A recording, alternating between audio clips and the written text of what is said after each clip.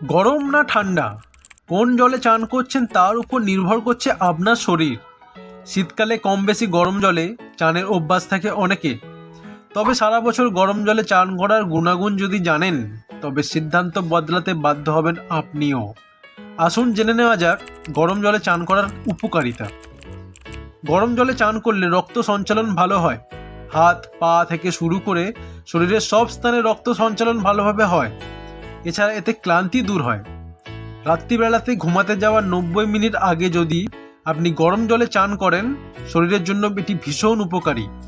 এতে ত্বক ভালো থাকে, শুধু তাই নয়, ঘুমও ভালো হয়। আপনার ত্বকে যদি শুষ্কতার সমস্যা থাকে তবে অবশ্যই সারা বছর গরম জলে চান করার অভ্যেস করুন। এতে ত্বকের আর্দ্রতা বজায় থাকে। ত্বকে কি লালচে ভাবের সমস্যা আছে? এই সমস্যা দূর করতে আপনাকে সাহায্য করবে গরম জল। গবেষণায় দেখা গিয়েছে গরম জলে চান ডায়াবেটিস কমায়।